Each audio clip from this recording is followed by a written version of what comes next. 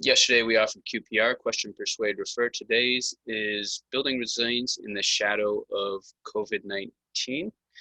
And I'll talk about what we're going to cover in 2 seconds. But first, if I could ask my colleagues to introduce themselves, starting with Donna. Hi, everyone. My name is Donna Kosick. I'm the clinical director for the NAN project. And some of you, I'm happy to say, are very familiar from my role of about 10 years as a crisis clinician with the ESP. And I'd like to thank you for joining us today. Great. Thank you, Donna. Next up, Lizzie. Hello again to those of you that we presented to yesterday. I'm Lizzie McClellan. I'm a peer coordinator for the NAN project. I help out with a lot of the trainings, so it's nice to see you all again today. Thanks for joining us. Thank you. And Shilpa. Hi, everyone. Again, I'm Shilpa, peer coordinator for the NAN project. Also help out with some of the trainings, so thank you. Thank you, guys.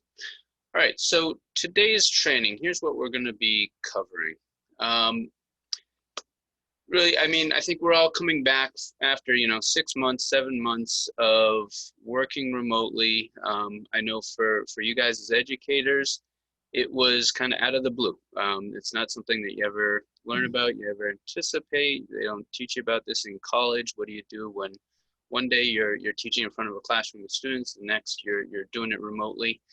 And so you guys over the next couple of weeks are going to be starting to interact with those students again.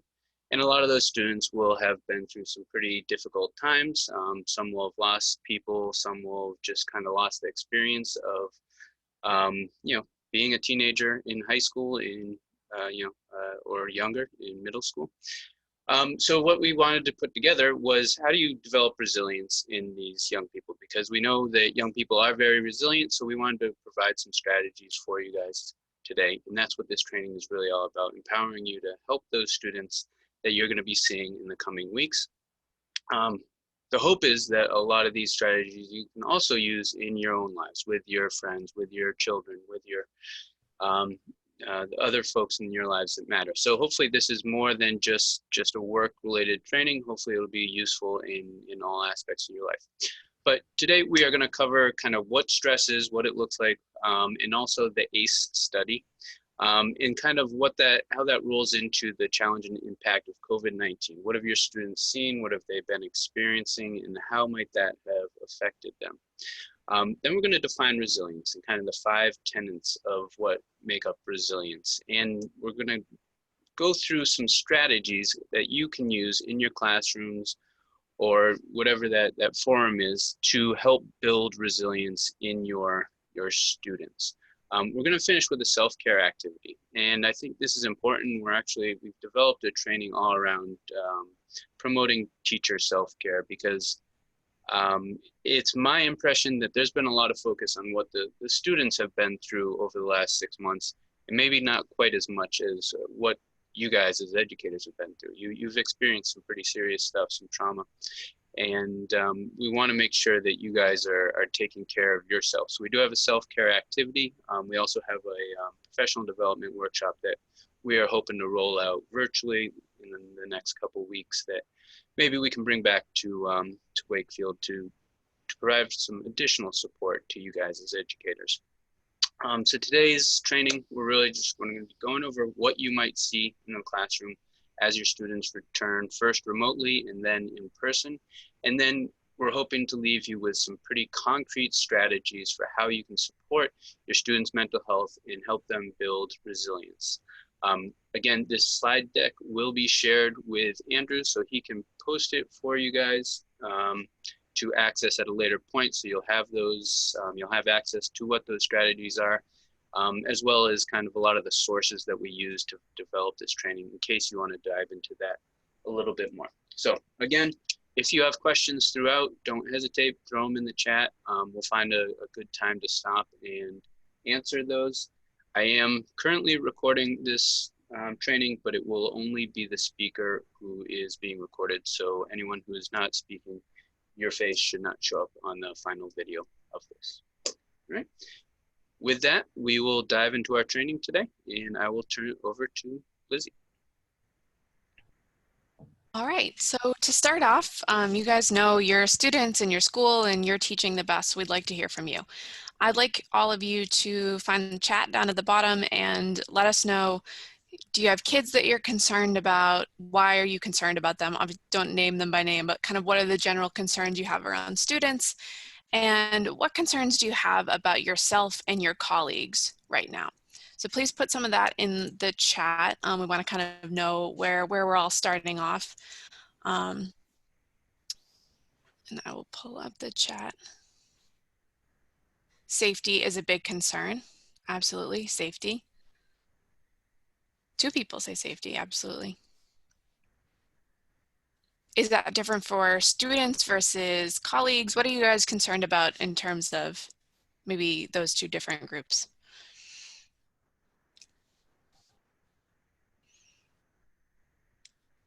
Wait a little longer.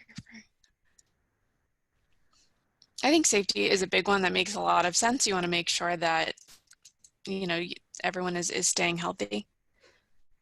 Thank you. Okay. See a couple more responses now. So students being well mentally and physically. Yeah, health safety for both students and ourselves. That makes a ton of sense. That's kind of the building blocks. If people aren't safe, you kind of can't do anything beyond that.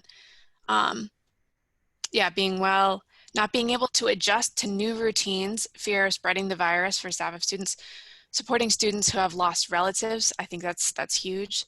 Not just physical, but emotional health, absolutely. Stress levels of both staff and students, social emotional well-being, making a connection with a mask on. That's a great point. We'll talk a little bit about social connection today. Mental health with students and teachers, lack of coping skills during this time. Absolutely. I'll wait maybe for 1 or 2 more to roll in, but there's a lot of really good stuff here. And a lot of this we will be addressing today, but it's good to see that we're kind of matching up here. Yeah, mental health. I think that's a huge concern. Awesome. All right. So I think a lot of the things that all of you talked about and that our people are dealing with right now can be seen in terms of stress. So we're going to start out by talking about stress. Oh, I just saw one more comment. So a student with an IEP that was kind of confused. Oh, okay. Oh, all right. So maybe some of the stuff that maybe would be explained in person is being explained virtually. It can get confusing. That makes sense too. All right. So we'll talk about stress today, and a lot of the things that students are dealing with now can fall under stress. So a lot of stress is actually positive. Not everything that's stressful is negative for us, right? So there are lots of normal, essential parts of life that can feel stressful, that your heartbeat can get kind of elevated. You might start to feel nervous. You get those butterflies. You get a little sweaty or anxious, but you're safe, you're okay. So that would be, you know, a typical first day of school. Everyone feels a little stressed, but it's a positive thing, or a first date, or giving a presentation that you're nervous about. This is normal stress. And what a lot of people have been experiencing, and maybe some of your students probably, all of your students, probably all of you as well, have experienced some stress that comes into that next category, which is called tolerable stress. So this is a stress that's serious, but it has kind of a time limit on it. So you might think of the example of a frightening injury, like the first time you break a bone, or a natural disaster. These are things that are serious, things need to be done, action needs to be taken, but there's normally kind of an end date or a cap to when that stress is finished. And one thing that helps tolerable stress stay tolerable is the trusted adults and the supports that are around. So we'll talk a lot about trusted adults and supports today. And finally, toxic stress, and we hope that, you know, none of your students are dealing with a toxic amount of stress, but it, you know, it's something that we need to at least talk about. And toxic stress is, or stress becomes toxic when there aren't enough supports to deal with stressors, or when stressors are really extreme or ongoing. So for example, an upsetting living situation. Donna will talk a little bit more about adverse childhood experiences. Any sort of trauma can produce toxic stress. And these situations where there's a lot of stress going on, have your body regularly kind of starting up that response again of getting nervous, or that kind of physical response that we have. And over time, it can kind of create a wear or tear on our body, on our systems, And it's not necessarily permanent damage, but it's definitely something significant. And again, not all of the students that you work with have experienced toxic stress in the past 6 months, but for those who have experienced really strong and prolonged stressors, it's been in this COVID-19 world where the access to those trusted adults and those supports may have been limited. One thing that we're going to talk about over and over again is that the intervention of adults and supports at any of these levels are really, really important for healthy development. So thinking about toxic stress and how traumatic experiences can shape or impact behavior really comes from the study called the ACE studies, and Donna is going to explain a little bit more about that. Thanks, Lizzie. Yeah, we just wanted to bring to your attention the remarkable work of the ACEs study, also known. It's really one of the largest investigations of childhood experiences and household challenges, and how these experiences lead to later life health and well-being.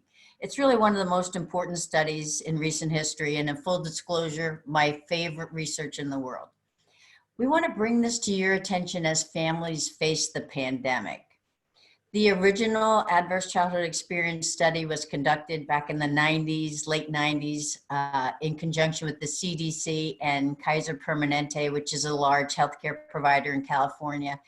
And over 17,000 members from Southern California participated in this study. They received physical exams and completed confidential surveys regarding their childhood experiences and how that related to their current health status and behaviors.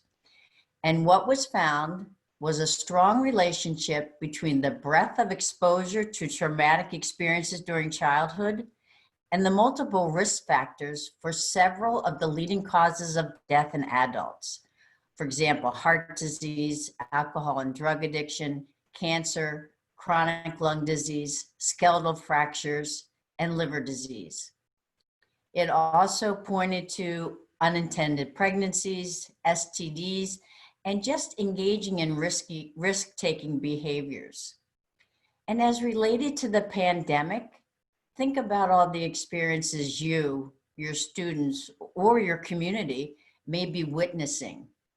These experiences, in conjunction with the current pandemic and social unrest, affect how we fall forward and our ability to be resilient. Now, Shilpa will give you a little bit more information on the stats, but this punctuated our need to think about building resilience, as building resilience can prevent an early death.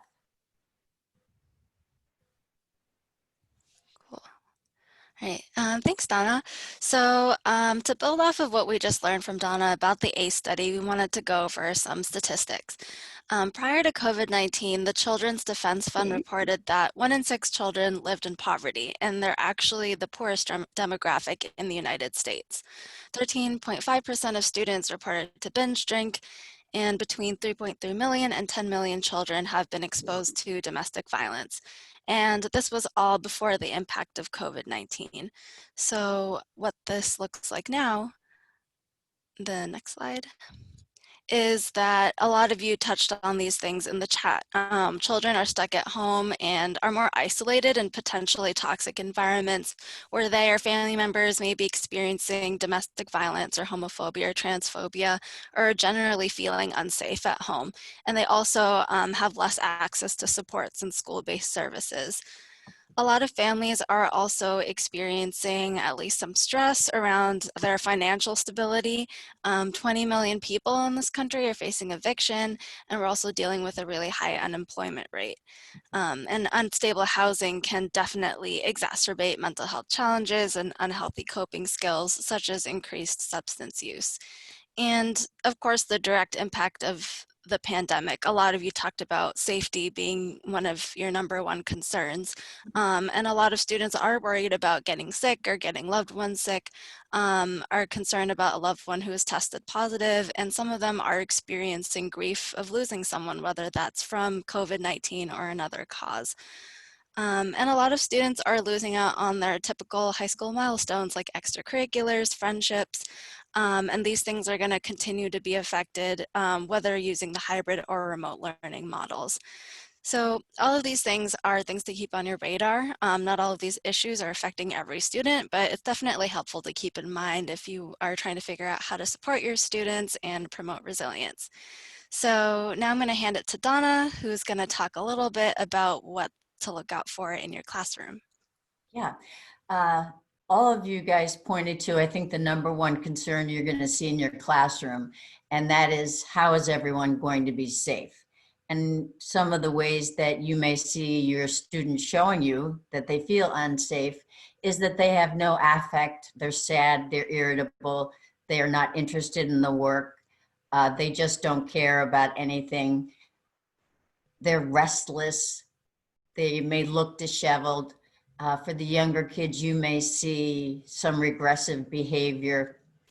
You know, it's not your job to diagnose a child as being traumatized, depressed, or anxious, but we do ask you to let Andrew, as he articulated yesterday in talking about your school policy, follow the steps to point out to your adjustment counselor, your school psychologist, your assistant principal about the kids that you're worried about. If you see any of the behaviors that are listed above, you want to connect with that student. You want to connect them with the folks that are there as the helpers, but you also want to connect with them privately, maybe on Zoom or text, and share your worry because of what you noticed with those articulated in your school policy. Your goal is to let that student know, I noticed, I care, and how can I help? And that's what we want to talk about today. We've talked a little bit about the doom and gloom, but let's look forward to how we can promote resilience and offer some hope. And one of the ways that we're going to do that today is through this video that is a great video that speaks to some young men who have been through some very, very difficult situations, but they have bounced forward. And this is, the video is called Moving from ACEs to Resilience.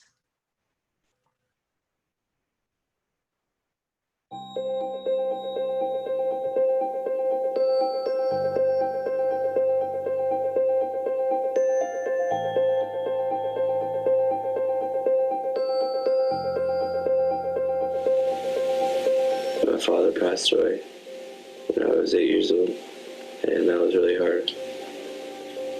And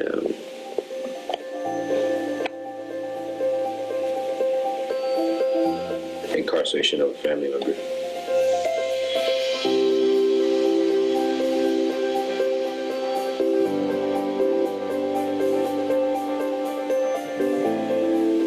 I went through 6 years of abuse, ages 0 through 6.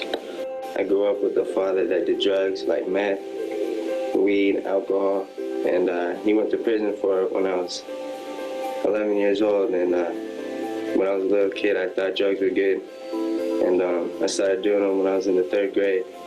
I'm a sophomore now. I'm trying to get off of them, and it's hard. Physical neglect.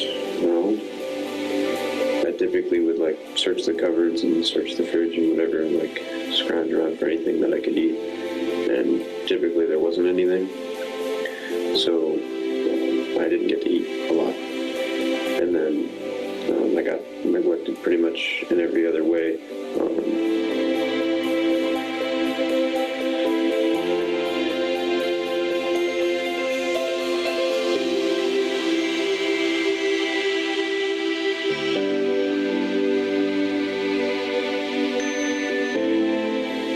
Resilience card is hope. I developed self-esteem by realizing that I'm better than my past, that I've moved on from my past, and that I'm not what my past is, and that I'm never going to let my past get to me again. Having clear expectations and rules, that's giving me structure.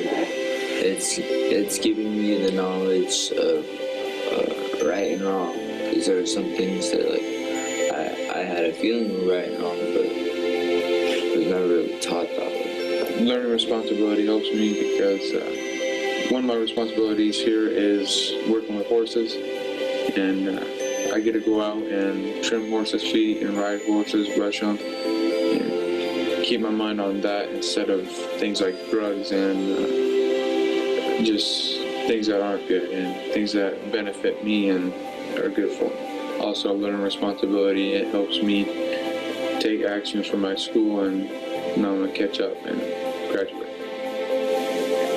Being able to witness success is, I feel like it's a beautiful thing for a person. It just shows that you work hard, that your work ethic got you to where you wanted to be. It kind of shows a lot of potential that you have in that certain thing that you want to be successful at. I model appropriate behavior for myself and then for my future family, hopefully.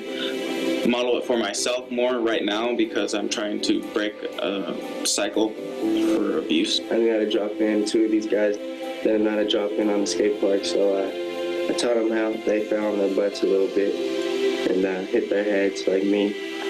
But I taught them how to do it. They did it, succeeded it. And yeah, it was fun helping them out, helping me out. Made me feel good for myself. Made me happy to feel like a teacher. I thought I couldn't count on anyone after that to take care of me, so I thought that I had to do it all myself. And then slowly reaching out and being able to kind of get help from other people, and then to trust other people, to let them in, to help you out. And yeah, I realized that I could do that. And then, in turn, I was able to trust them enough to talk to them about the things that happened, and then, I was able to work through a lot of those problems. So that was a big one. It's a rough life. It's not something you want to do. I got kicked out of school. I went to jail. Now I'm in Jubilee. And it helps. Got some friends here helping me, helping them. So yeah. You got to fail in order to succeed. So there'll be a lot of obstacles in life that you have to climb over. You fall and you just have to get back up pretty much. And eventually, if you just keep going down that path of being able to stand up for, what you want to be successful at, eventually success will find you. So.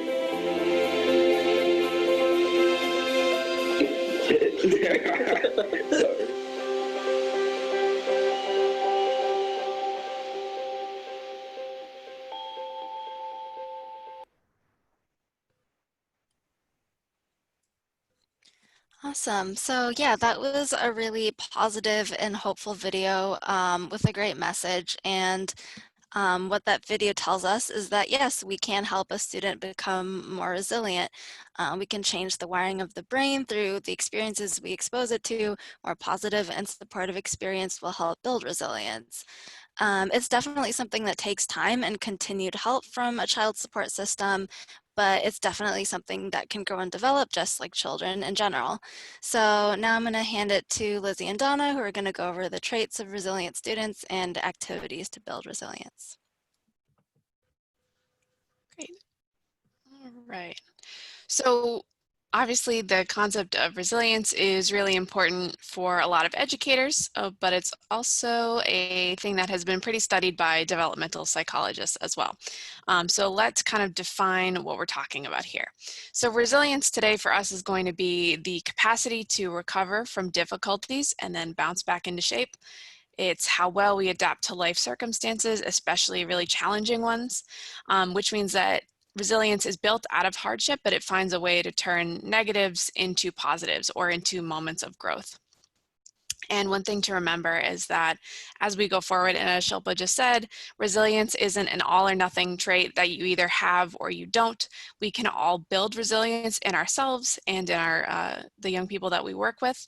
And as we go through this training, when we talk about building resilience, we're not saying that we're going to remove all the risks from the students' lives. That would be wonderful if we could do that. But what we really can do, and a great place to start, is to identify the resources to deal with the challenges that our students may be facing. So that's what we're going to talk about today.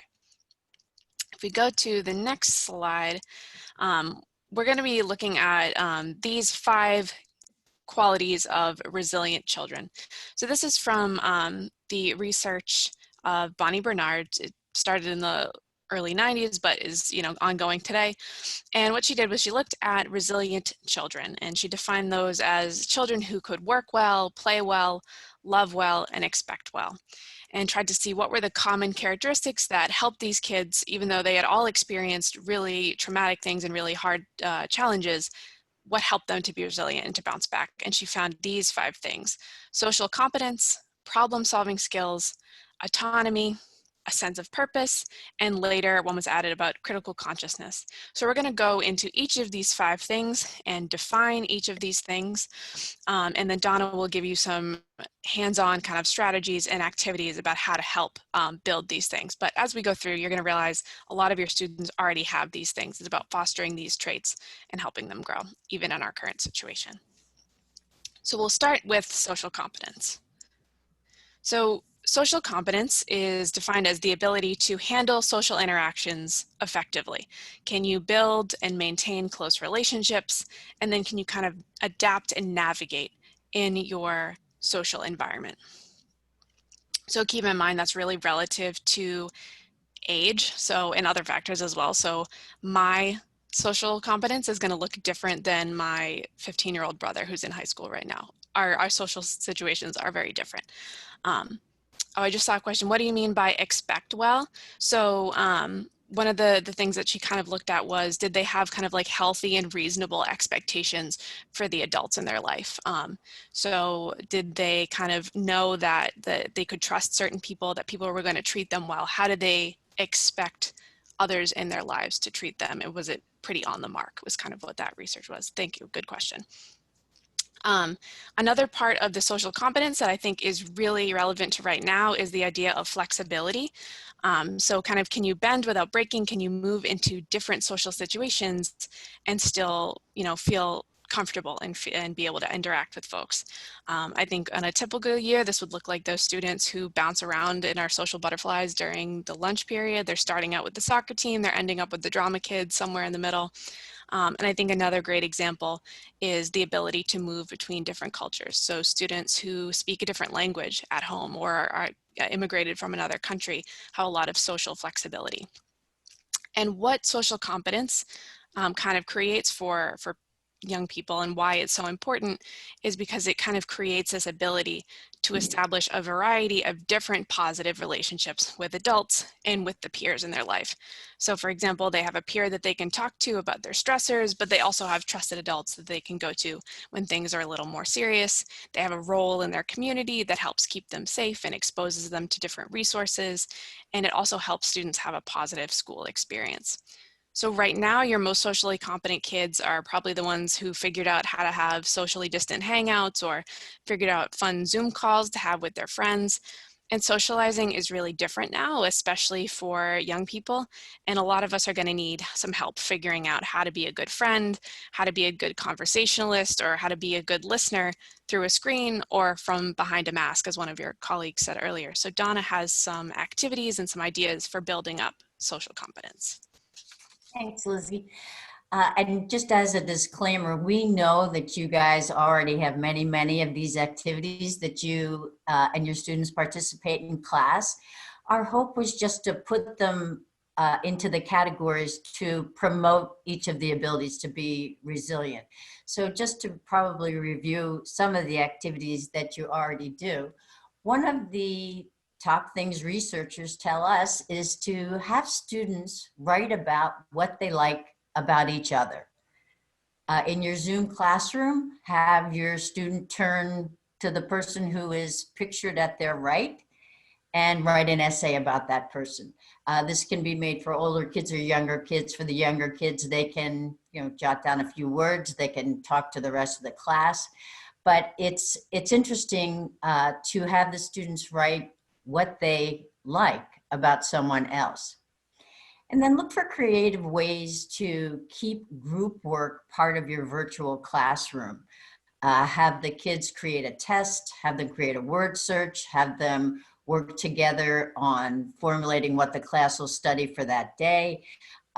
Do some board games, do some Zoom bingo. These are ways to help their social competence in creating flexibility in communications. Create opportunities for individuals to show responsibility to the group. Have a student help another student. Have a student teach the hobby that they learned during the 6 months of being at home. This helps to demonstrate kindness and empathy. First days of school was called emotional charades, where through charades you had to identify that emotion. You want to create an environment of caring people, of positive working relationships within your class, and then eventually within the school and community. Focus on the strengths. What you pay attention to grows. Reward and praise the good deeds that you are witness to in your classroom.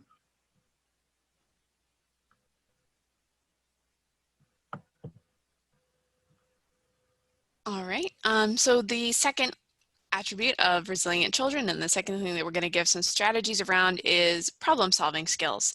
So that makes a lot of sense. Intuitively, resilience requires that you figure out a way that you navigate around obstacles.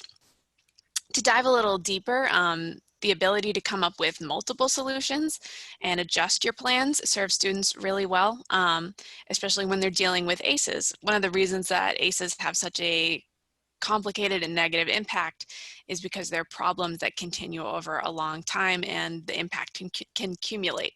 So a student who can readjust in different circumstances, plan ahead, and prioritize, these are all skills that you already work with, and just know that they are, very helpful for this as well. And these skills also apply to internal feelings. So being able to monitor and cope with your own reactions is a form of kind of internal emotional problem solving. You might know somebody like this. You might have someone in your classroom who is very good at problem solving, who jumps into that mode right away and is generally able to think of some action that can improve their situation. So maybe those students who kind of figured out right away what was going to work for them about working virtually. I'm going to set up my desk in this way. I'm going to plan my schedule in this way. Or the students who figured out how to use Zoom right away and taught it to their whole family. We're all facing a lot of different problems right now, and some problems that might not have immediate solutions. So problem solving skills is something that'll be really big going forward. So Donna has some suggestions around activities to build that up. Yep. Thanks, Lizzie. Here's just a few activities to help develop problem solving skills. Number one, teach students about HALT. Some of you may be familiar with HALT, which is, are you angry? Are you lonely? Or are you tired? Could any of these, all of these, some of these, your thoughts together? This setting their emotions and self-monitoring. It became a bit of a code word when I worked in emergency services and in my classroom. That we would say to kids, are you experiencing HALT? And what the kids would have to do is a little bit of a self-examination and assessment to help figure out why they couldn't figure out the problem. Very handy little exercise to do. These past couple of months, mindfulness is off the charts. Everyone is doing somewhat of a mindfulness exercise.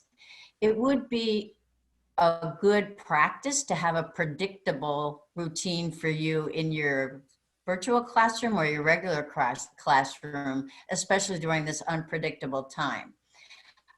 Start out with a teacher who is doing a mindfulness exercise. That could be a breathing exercise for a minute.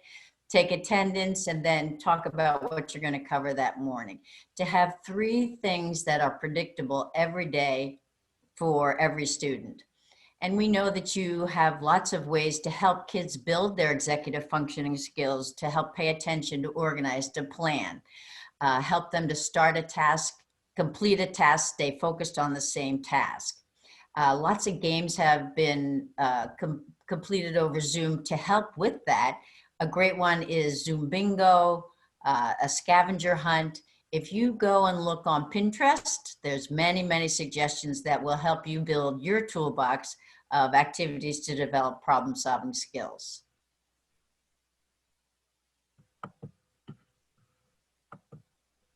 All right, so the third area is autonomy. So autonomy is the ability to act on your own values and your own interests. So part of that is having your own identity, knowing clearly kind of who you are. And for middle and high schoolers, a lot of aspects of the way that they identify are absolutely going to change going forward and as time goes on. But having a clear understanding of yourself and then the confidence to act on how you feel and what you want is really important to developing resilience. It ties into problem solving skills. You can think of how it ties into social competence as well. You have to kind of know who you are and what you want before you solve your problems and make the social relationships that you want to have.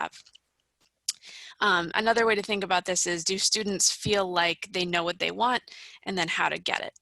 And maybe your student who doesn't normally struggle to get their needs met might be facing a couple more challenges now and readjusting to remote or hybrid learning. It's really different in a lot of the ways that students normally express their needs, express what they want, express who they are, have been limited. One way to think about it as we approach the first day of school is thinking about the assumptions that we might make, even really small assumptions about students and their ability. Thinking about, well, I've had their 3 siblings already. I know exactly what they're going to be like. And I'm sure you know that those students sometimes surprise you the most. Donna has some more suggestions for helping students kind of think through autonomy and grow their own autonomy right now. Thanks, Lizzie. You know, for us as adults, when things get hard, we learn strengths and strategies that we never knew we could access. It really helps us to figure out who we are and also gives us the sense, I can do this, I can get through this. We as educators want to provide these opportunities for our students, maybe without walking through the hard parts. Have your kids think about a fictional character that they would like to be. And why would they like to be that character? What are the qualities and the strengths and the attributes that that character has that you would like to build into yourself? Name 3 things that you like about yourself. Have some conversation starters. We've all sat on that Zoom call when no one's talking. Have some conversation starters for your class before everyone gets going. What are you most proud of about yourself? What do you admire in your best friend? Or, I was mad today because. It's okay to be mad. Have your students find strengths in other students. Ask them to interview each other. You want your students to identify their hopes and their dreams and build on those existing strengths and grow into strong and autonomous people. Right, and the fourth area of research is around a sense of purpose. So resilient young people have a sense of purpose and a belief in a bright future. They have goals and then the motivation to achieve those goals. If things are going well, they feel like, all right, this can continue, this growth can keep growing. And if things are going poorly, resilient students know that they can get better over time and they have some optimism for what can come next once this bad situation is over. And this all ties into the concept of hope and hopefulness. We know from our work in suicide prevention, and we talked a little bit yesterday about how important hope is. And I think a lot of people are finding maybe this one to be the most difficult right now. None of us can really picture the finish line right now. I'm very much looking forward to the day when I can wash my mask for the last time and then shove it in a sock drawer and never have to think about it again. I think we all are, but we don't know when that day is going to come. And we know it will, but it can be easy to lose sight of. So for now, this kind of sense of purpose is a little different, and we'll have to think about ways that we can still work towards longer term goals that maybe have been put on pause right now, or work towards goals in different ways that just aren't the same as before. And that can be challenging, but Donna has some suggestions around working on a sense of purpose. Yep, thanks, Lizzie. Some other activities. Have a student write their own biography. This is good for any age. It would be interesting if we were sitting together and we could each write our own biography and share that with the person sitting next to you. What do you see in yourself? What have you learned? What can you exemplify to the person sitting next to you? What are your hopes and what are your dreams and how are you going to get there? One thing that has been helpful throughout for many people is creating a gratitude jar. As Lizzie said, the day I wash my mask and not put it in my sock drawer, Lizzie, I'm going to put it in the trash. That'll be number one in my gratitude jar. But an interesting exercise at the end of the week is to read 3 of those gratitudes to the class without identifying from whom they were written, and just share that information among your group. Explain to kids that mistakes are okay. An important part of learning and growing is making mistakes. If you don't score well on a test, how could you study and prepare in a different way? If you don't make that foul shot at the end of the game, how much practice are you going to have to put in every day making foul shots? Mistakes really are proof that you have tried and you've learned from that mistake. And create just random acts of kindness. Create opportunities to be kind. Let someone take a turn before you. Pick up the trash as you walk to school or as you walk up to your bedroom. Shovel your neighbor's driveway. Clean up your room without being asked. Make your bed, or if you really want to fool everyone, make your brother or your sister's bed. Just to show that you can be kind. It's a very important sense of purpose. All right, and our final quality that was added in some later research, but is very important, is this idea of critical consciousness. And that's an idea that was borrowed from educational theories, could be its whole other training on its own. But for today, the main takeaway for resilience is that the ability to identify negative experiences as oppression can help a person effectively figure out what to do about those situations or how to cope with those oppressions. It's also about awareness of just kind of the policies and systems that are going on in somebody's life. And this really feeds into a lot of other aspects as well. So understanding your own experiences and your own lens and how they differ from others is key to social competence, key to having relationships with others. It's key to problem solving because you understand what roadblocks you may come up against. And it's key to forming a sense of autonomy and remembering kind of, who you are and your experiences. And I like this quote a lot from the Education Trust, this idea that students aren't broken and sometimes systems are.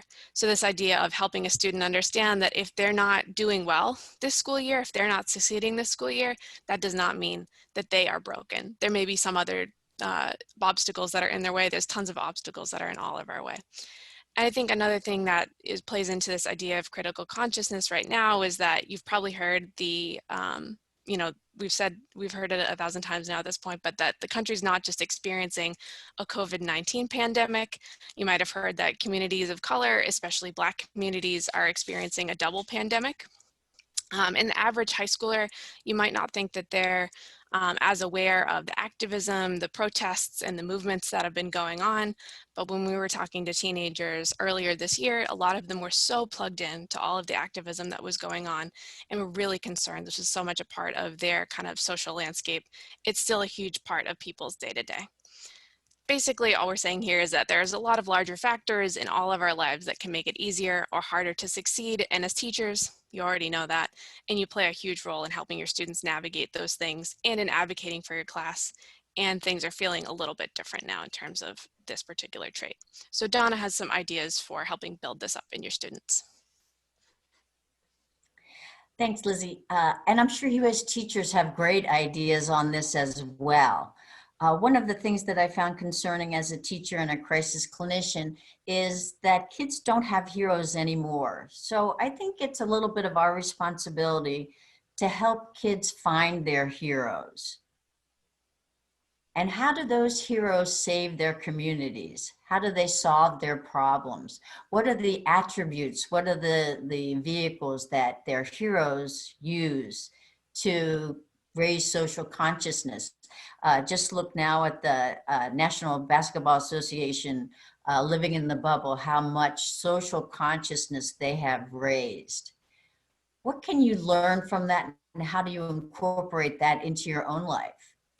You want to help your students to create opportunities to see beyond themselves. One easy way to do that is to develop connections with the local community organization. I know lots of towns work with elder services where the students make generic birthday cards or thinking of you cards. They might be pen pals with a few of the residents there. This gives the student a lens outside of themselves. An easy practice today would be to write thank you cards, police and fire, for all of their work during this time. There's lots of heroes right among us. Arrange for groups of 2 or 3 students to work together and come up with their own project and ideas. As a part of the NAM project, where we are in so many different schools, back when we were in schools, we would see different student-related projects. I remember clearly that impressed me so much. Some 4 or 5 students got together and made lots of statistical information around teen dating violence and just posted it on their lockers so that people could read it and learn from it as they walked by. Help students to break out of the molds that they're expected to be in or the boxes that they're put in. Lots of people think kids are not powerful. We as educators disagree with that. We want to allow students to see the role that they play, to see that they can bring attention to different issues that they care about. I know in my little town, every afternoon, there's a group of high school seniors who are holding signs as people drive into town, giving their voice to the current unrest we're living through. So pick something age appropriate, create a storyboard or debate to illustrate and to be able to listen to different voices and different points of view. Pick an easy topic. Is breakfast really the most important meal of the day? Is swimming in the ocean better than swimming in a public pool? For older kids, maybe you want to have an interesting debate on alcohol should be legal at 16. Are smartphones making our lives easier or more complicated? Again, you want to create opportunities for discussion and listening, and where you can validate another's point of view. Learn how to listen to someone with whom you don't agree is a great skill to build critical consciousness. All right, so we got a lot of really good information from Lizzie and Donna. So now we are going to play just a lighthearted video on resilience and how to build it.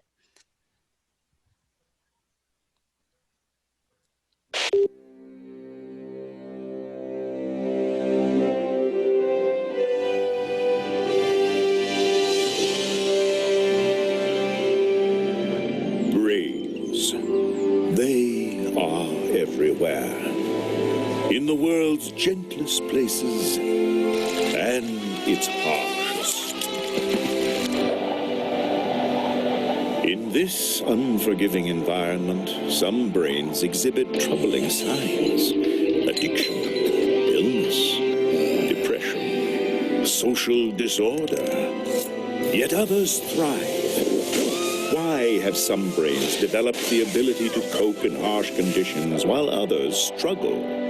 It is one of nature's great secrets. Hi. Hello? This is amazing. But I just need to clarify a few things. This great secret? It's actually science. Severe adversity isn't good for any brain. But it is true that some brains do better than others in the face of significant challenges. Oh, a scientist. Yes, I agree. This is a great secret of science. Great, yes, but not a secret. Let me explain. We're born with brains, but our brains change as we grow. They develop based on experiences we have, and different brains respond to experiences in different ways. Okay, thanks. I'll let you get back to it. Indeed. Some brains show robustity and strongitude, while others... Sorry, can I just... We scientists use the word resilience. Some brains are more resilient than others. Yes, resiliences. Resilience? Resilience. Revenge of the cortex. Resilience is a result of the interplay between genes and life experiences. It's a brain's ability to maintain good functioning under adversity. Resilience makes us invincible. Nothing makes us invincible. What resilience does is to give less leverage to negative factors in our lives and tip the balance in favor of positive outcomes. Resilience, fate's legendary prize. Whoa, no! Some people are born with more resilience than others, but resilience can also be built over time. It's a big project involving parents, caregivers, teachers, Kith, kin, karaoke comrades, soccer coaches, counselors, pastry chefs, associate producers, even millennials. Like a barn raising in times of old. Yeah. In fact, we scientists believe strong brain architecture is the foundation for resilience. And, oh, look over there. Oh, yes. A young brain returns after months of isolation and adversity. No words can describe what this poor brain has suffered. There are words that describe it. We scientists call it toxic stress. Toxic stress lies in wait. No, that's not, no. Stress happens inside the body. It's the fight or flight system kicking in. But if stress hormones are elevated too high and for too long, it can have negative effects on the brain and body. Stress, a nasty poison. Not all stress, just toxic stress. With the right supports, we can make severe stress tolerable, which means it won't do lasting damage. Stress can even be positive because it helps us to learn problem solving and coping skills, which leads us back to resilience. Alas, this brain is resilience-less. No, it isn't. Let me explain. Remember when I talked about giving less leverage to negative experiences and tipping the scale in a positive direction? Well, here's a little something I've been working on. It's a really amazing metaphor. Here goes. I call it the resilience scale. Resilience scales. Protective armor plates that Shiny, but no. The resilience scale helps us understand why some brains are more resilient than others. The resilience scale sends out invisible resilience rays that's It's really just a scale. See? It's a beam being held up by a fulcrum. full of crumbs. Geez, no! A fulcrum. You know, like high school Never mind. Let me just clean this up. See, negative experiences add weight to one end of the beam, and positive factors add weight to the other end. Ideally, we want the scale to tip toward the positive side and lead towards positive life outcomes. The brain's future literally hangs in the balance. The position of the fulcrum can be understood as our original capacity for resilience. It's something like our genetic starting position. Remember the young brain that was struggling to survive? Look, it started life with the fulcrum off-center, giving more leverage to negative experiences. Serious stuff, like abuse, neglect, and chaotic environments. That means positive factors like responsive relationships, safe environments, and learning opportunities had less leverage. Over time, the negative load shifted the fulcrum even farther in a negative direction. Tragedy. Not at all. Right now, this brain is experiencing poor health. But with help, the scale can be tipped toward more positive outcomes. The first thing we can do is to stop negative experiences from stacking up. Then, we can add more positive factors, loading up the positive side of the scale. And we're not done. We can work to shift the fulcrum in a way that favors positive outcomes. The fulcrum, an amazing instant fix-it button. No, it's a process. It involves many supportive people and plenty of time. Remember? This brain is still young, so adult brains can work with it to relieve toxic stress and teach coping skills. In early childhood, these efforts can push the fulcrum a considerable distance. Childhood, filled with fascination and fulcrum flexibility. Sort of, but there are other sensitive developmental periods that are windows of opportunity, like adolescence. And even if this brain doesn't get help until adulthood, change is still possible. It will take more support, and the change will be less dramatic. But any fulcrum can be moved to make positive outcomes more achievable. The bad experiences disappear. I'm afraid not. It's hard to undo the effects of past negative experiences, and it takes time. But we can eventually relieve the burden of those negative experiences. Our little brain can get the help it needs to adapt, recover, and enjoy good health and wellness. And everyone, everywhere can become more resilient for eternity. Why not? With the right support, everyone everywhere can become more resilient. I'm so glad I saved humanity. It's been a majestic experience. Yeah, me too. Well done.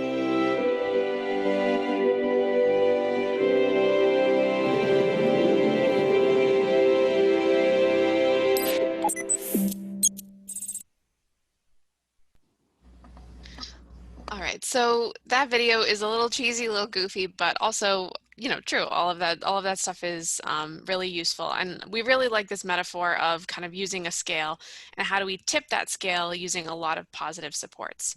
So we're going to use a kind of whiteboard here to get, I think all of you are great resources on what are some of those positive supports as well.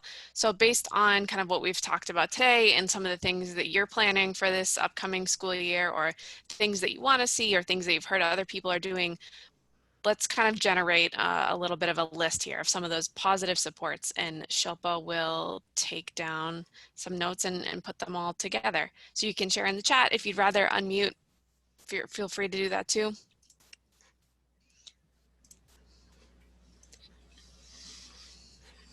Oh, thank you. Somebody liked our video. Yeah, and again, maybe if your students are talking about this kind of thing, this could be something to share to them as well.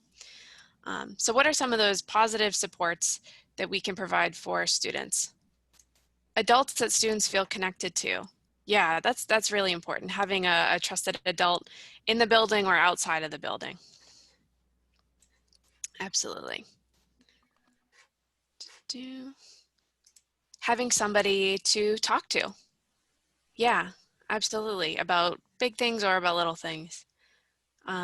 Making connections, especially when kids come into school, being interested in their lives. Yeah, I think you guys have a challenge ahead for this first day of school being remote. I think that's a different way to make a connection, but it's still important. If you have any ideas around that. Just being there for them to talk to, absolutely. And I think kind of related to that, someone said open communication. Yeah. Letting them know they have someone they can trust. That's very powerful. Don't just ignore them. Say hi. Yeah, absolutely. I think all of us need a little more social interaction than we've gotten in the past 6 months. So just someone saying hi, hello, asking how your day is, someone said earlier. Finding a common ground with folks. Sorry, Shilpa, I know we're going fast. Finding a common ground, sure, things that you have in common. Even over Zoom, say hello and say their names. Absolutely. I don't know, I can't remember the exact numbers around that, but just like saying somebody's name, I think I always feel a lot more included when someone has taken the time to learn my name. Absolutely. Any other things we want to share about some of those positive supports? It's a great list.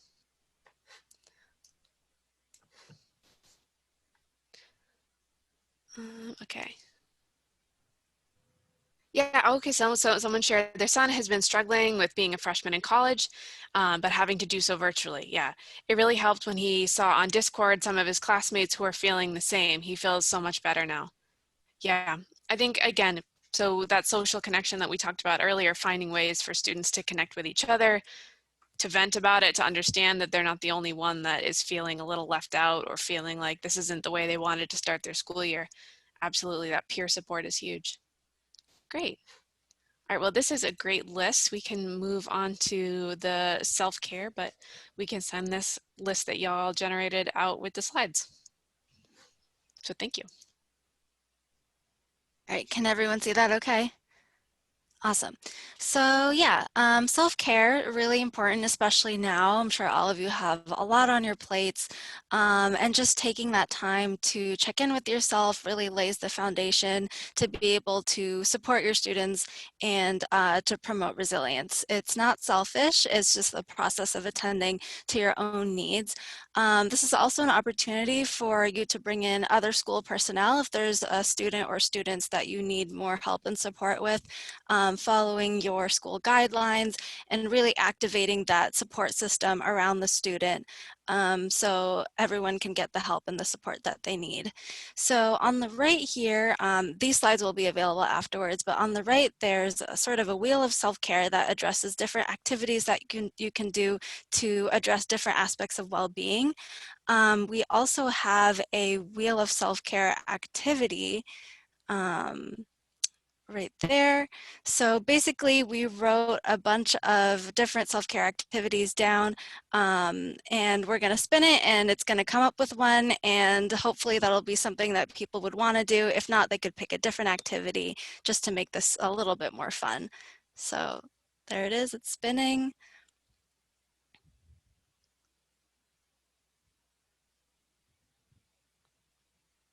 All right, cool. Awesome. So deep breathing, pretty, simple self-care activity to do. You can do it on your own. You can do it when things are getting stressful, just taking some time to really check in with yourself. Awesome. So hand it over to Jake. Great, thank you. Yeah, and we really, we are going to be sharing these. I think, taking a closer look at that self-care wheel and just kind of realizing which activities you can sort of work into your schedule, work into the sort of the structure of your day on a regular basis is super important, because I know for myself, I get lost in sort of the Zoom calls and don't leave enough time for that self-care. But like I said at the beginning, you guys taking care of yourself is kind of the first step, and you providing that support for the students that will be coming back. So just, quickly recap, by building these 5 sort of tenets of resilience: the social competence, the problem solving skills, the developing autonomy and a sense of purpose, and then that critical consciousness, we can help students build resilience and support those who are struggling. And again, it doesn't have to be just for students. These are all pieces that we all need for resilience to develop. So just kind of keeping these in the back of our mind, trying to work some of those activities that Donna went over into your classrooms on a regular basis, and making sure that you're covering them. And just keeping in mind, if we can go to the next slide, that it takes time. Some of these students who've been through a difficult 6 months, it's not going to happen in the first week or 2 weeks or 3 weeks. You got to give yourself time. You got to realize it's going to take students time to develop resilience. But the good thing is, as young adults, they do have that capacity. It takes a team. Work with your counselors. If you notice a student is struggling, more so than the others, reaching out to the counselors, kind of checking in with that student, but also checking in with the team around you. Making sure that you're not worrying about a student alone, that you are not carrying that weight of worry by yourself. You have a lot of great colleagues here in Wakefield, and making sure that when you are concerned, you're activating that network that is there to support the students. Know that you're going to have a plan B, that there are going to be setbacks, that everything's not going to be super smooth in the next 4 or 5 months. The chances of there being some sort of incident where some students come down with COVID and maybe certain schools have to close down, go remote for a little bit, that's something we all have to kind of anticipate. But we need to be ready for that. We need to be able to support the students and sort of get them sort of thinking about that. But, tell them it's okay. It's something that we're all going to be going through, and that we are prepared for that. And then continue to learn. So we provided some strategies out there today, but obviously in an hour and a half, we're not going to have all the answers. But there are a lot of, there's, great YouTube videos you can learn about, different skills to help develop those different tenets of resilience. I'd encourage you to keep looking into those. We have a list of resources at the end here today that if you do want to dive in a little bit farther, you can check out some of these as well. But we just want to thank you very much for your time again today. We hope this has been useful. This is something that this is a training we've worked on all summer. So We do have another evaluation specific to this training. If you guys could spend a couple minutes just filling out the evaluation, it is really, really helpful for us, especially with this newer training, to see how we can make it more effective, more useful for other educators as we roll it out throughout this fall. So just want to thank you again for everybody who took part today, who, threw your answers in the chat, who sort of, it's not the same as having back and forth where we can have conversations with everyone, but please, if you have any questions, reach out to us. If we can go to the previous slide that has sort of our website, and you can find out ways to contact us and some more resources around COVID-19 that we've developed over the past couple months. So thank you all once again, and yeah, do reach out if you have any questions or feedback for us.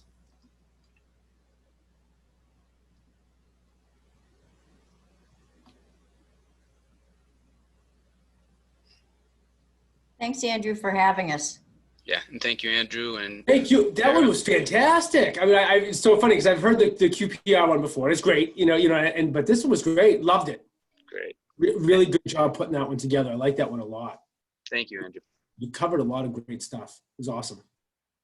Thank you. I'm sure we will reconnect sometime soon when the dust settles after getting the year started. Absolutely. Our goal is to really get in front of the students as well. Yep. So. I know I actually missed it last week, and they're meeting again this week, but I'm unable to attend as well. But Doug and